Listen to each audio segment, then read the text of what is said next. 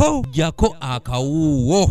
So let's look onto quality coffee for sustainability. Emmwanyi kimu ku birime ebyettunzi era nga gavumenti ekitaddeko nnyo essira so nga n'Obwakabaka bwa Buganda okuyita mu nkola eya mmwanyi terimba busoosowaza obulimi bw'emmwanyi okwosaako ebitundu ko n'ebitongole ebirala. So nikyo tukuba ntushaba abahingi tibashemerera okukola ki kuhinga omwani aha mutindo nk'ogwo oyimtaki eitaka riche kibanza kiki ky'omwani nga gavumenti okuyita minisitule y'ebyobulimi wakayita omwaka gumu ng'etongoza enkola ey'okukozesa ebijimusa ebya nnakavundira gye yatuuma National Organic Agricultural Policy bo abalimi b'emmwanyi okuva mu disitulikiti okuli Kasese, Kamwenge, Bundibujjo, Kabarole, Kyegegwa ssaako n'Entoroko batandise okuyimusa enkola eno gye bagambye nti yakubawo amakungula amalungi. You can easily find manure or other fertilizers on the farm.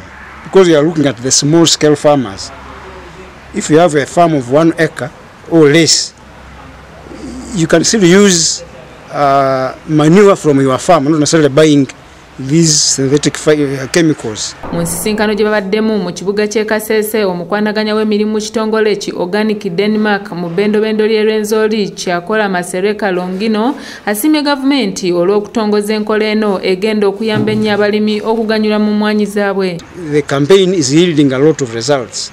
As I've said, one of the results is this organic policy where government has approved it, and we thank government of Uganda for have considered that as a way of promoting this niche market with specialized prices where you can go organically certified or fair trade certified, or you can have both, and even more types of certification. Julius Rukara nga yakulira ebyobulimi mu district e Kasese anenyeza abalimi olw'okutabika mu mmwanyi ze bakungula ebintu ebirala ebiserebezza omutindo gwazo ekiviiriddeko akatale okukeewa wano mu ggwanga ate n'ebweru waalyo. The farmers themselves, what they are producing is not the quality.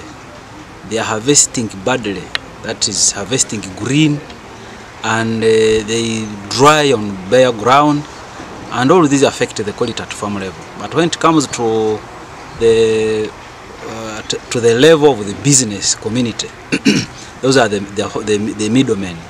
They also adulterate the coffee that comes from the farmers. Mu kiseera kino nga abasuubuzi b'emmwanyi mu disitulikiti e Kasese bakyaliko envumbo olw'okufulumya emmwanyi ezitali ku mutindo. Moses Alinda okuva mu kitongole ki Uganda Coffee Development Authority asabye abalimiko n'abasuubuzi b'emmwanyi okwata obulungi emmwanyi zibeere ku mutindo kibayamba okufuna amagoba ageegasa ate nga tebatataganyiziddwa mu mulimu gwabwe.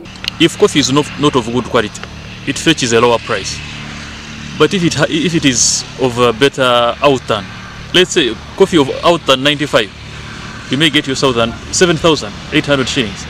But currently you find a farmer a trader is buying and trading at 5,500, 5,800, which is not money.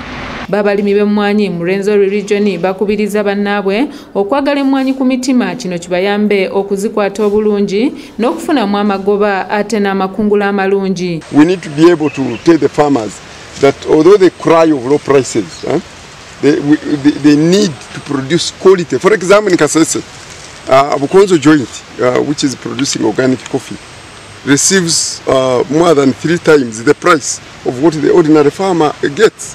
But when you look at whichever farmer grows coffee, does not take it as a real business. Robert Kule yakusakidde eggulire lino ku ABS television. They add sand, they add stones, they add chaff, and the quality is affected terribly.